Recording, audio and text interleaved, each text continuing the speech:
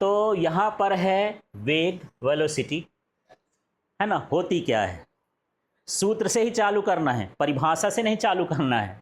तो सूत्र क्या होता है, वेग बराबर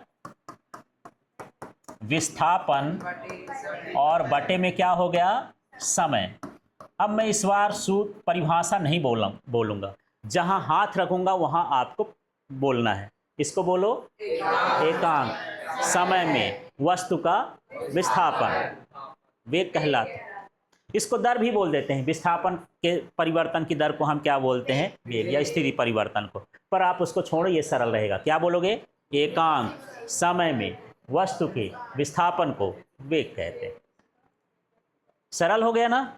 अच्छा, मात्रक बताओ आप लोग, इसी से देखो। अब दूसरी, ये सूत्र इसका देखो, ये है v equal to s upon t, और जहां जैसा हो वहां वैसा आपको समझ लेना। हिंदी में बहुत सारे शब्द होते हैं जो एक जैसे होते हैं, मीनिंग अलग अलग होती है ना। मैं जल गया, मेरे लिए जल ले आओ। अब दोनों जगह जल ही ना है, पर एक का मतलब क्या है, जलना, और एक का मतलब क्या है, जल। समझ में तो आता है। यमक अलंकार पढ़ते होगे, हरि ने हरि को कहा, हरि को दियो बचाए। एक हरि का मतलब भगवान, एक हरि का मतलब सांप, एक हरि का मतलब होता है मेढक। भगवान ने सांप को कहा मेढक को छोड़ दो।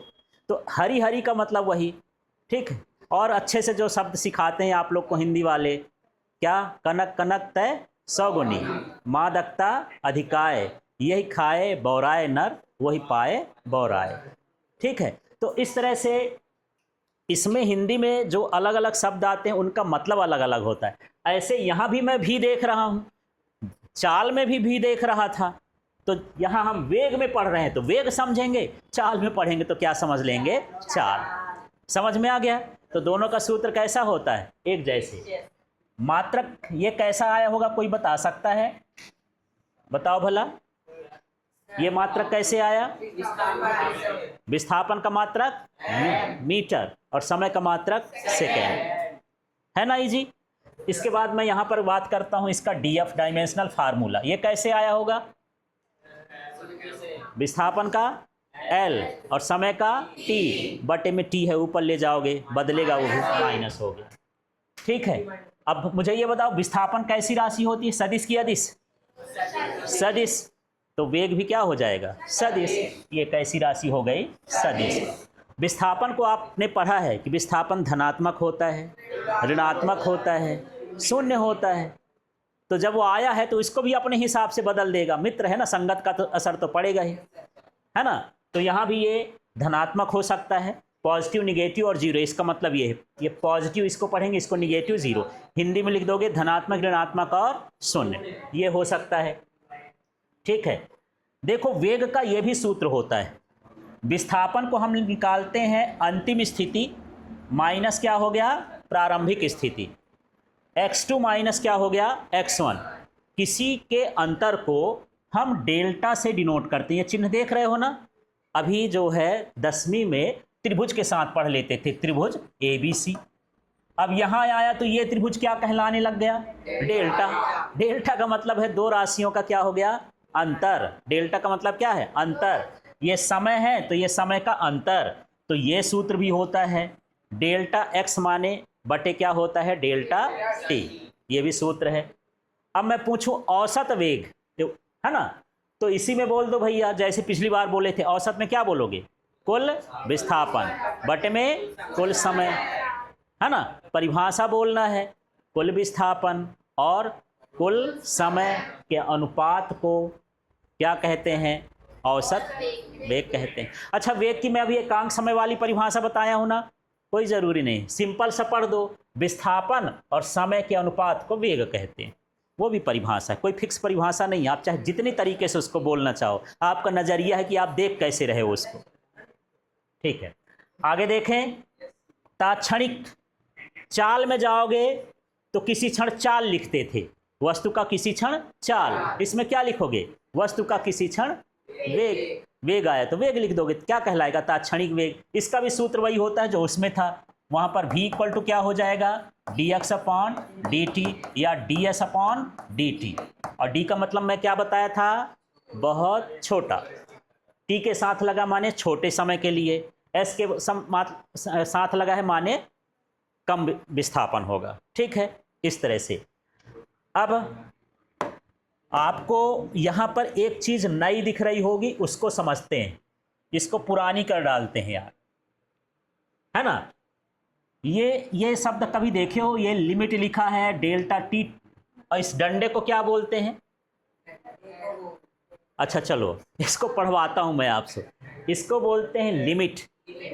फिर ये डेल्टा टी, ये तो पढ़ लेते हो, इसको बोलते हैं टेंड्स टू, ऐसा, ये क्या कहलाता है? Tends to. और फिर आगे क्या लिखा है? जीरो। माने डेल्टा टी का मान छोटा होते होते क्या हो रहा है? बहुत कम हो रहा है। जीरो नहीं होगा भैया, क्योंकि किसी के बटे में जीरो हो जाए तो मैं नहीं, बराबर थोड़ी लिखा हूं, ये टेंड्स टू जीरो, माने इसका मान जीरो की ओर अग्रसर है। भले वो ऐसा हो 0.0000, जीरो से छोटा है, पर जीरो नहीं है ना। तो ये छोटे मान के लिए इसको पढ़ते हैं। तो एक बार फिर मुझे बताना, क्या इसको बोलोगे? ये क्या? और ये क्या? Tends to. और ये क्या? जीरो। इसका मतलब कि जो समय है डेल्टा टी है, उसका मान हम बहुत कम कर रहे हैं। और मैं बोला था जब मान कम हो जाए तो उसके सामने क्या लगा देते हैं? डी। ये डेल्टा था, यहाँ क्या लगा दिए? डी। यहाँ डेल्टा था, यहाँ क्या लिख दिए? डी। डी का मतलब और छोटा हो गया। ठीक है, डीएक्स मतलब भी विस्थापन है, छोटा सा विस्थापन। डीएक्स मतलब छोटा सा विस्थापन, है ना। जैसे मान के चलो कि आप अपने घर से यहाँ से 10 किलोमीटर दूर हो, अब थोड़ा सा इतना चल ही लिए, थोड़ा सा इतना सा 5, है ना, तो वो क्या कहलाया? डीएक्स कहला गया, है ना, ऐसा छोटा भाग।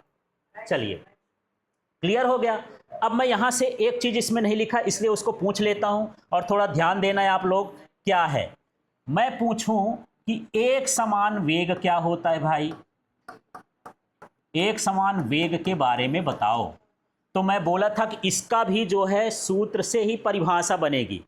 सूत्र बोल दो, वेग का क्या था? वेग बराबर क्या होता है? विस्थापन बटे समय। तो यहाँ क्या बोलोगे? समान समय अंतराल में यदि विस्थापन समान हो तो उसे एक समान वेग कहेंगे। इसी सूत्र से नीचे से चालू करेंगे, ऊपर को बोल देना। अच्छा, असमान वेग क्या कहलाएगा बताओ? समान समय अंतराल में विस्थापन, वस्तु का विस्थापन असमान हो तो उसे हम क्या कहेंगे? असमान वेग। सब में एक जैसी परिभाषा है। ठीक है, बस सूत्र को देख लो, वेग लिखा है तो वेग लिख देना, दूरी लिखा तो दूरी लिख देना, त्वरण आए तो त्वरण लिख देना, गति आए तो गति लिख देना। बाकी यहाँ समय वाला सब में वही वही रहेगा। ठीक है, अब ग्राफ को समझते हैं। ये ग्राफ कुछ कुछ बोलता है, बस इसकी भावनाओं को समझने के लिए थोड़ा इसके नजदीक जाना पड़ेगा। पहुंचे? ठीक है, इधर लिखा है पोजीशन, इसको हम एक्स बोलते हैं। पोजीशन माने क्या हो गया? एक्स। और ये क्या है? टी। ठीक है, ये क्या कहला गया? टाइम। क्या इसमें इसके साथ इधर से कोई कोण बना है? तिरछा है ये लाइन? लाइन तिरछा नहीं, माने इसका स्लोप, जो ढाल होता है ना, उसको अंग्रेजी में क्या बोलते हैं? स्लोप। इसमें ढाल नहीं है, स्लोप इसका क्या है? जीरो।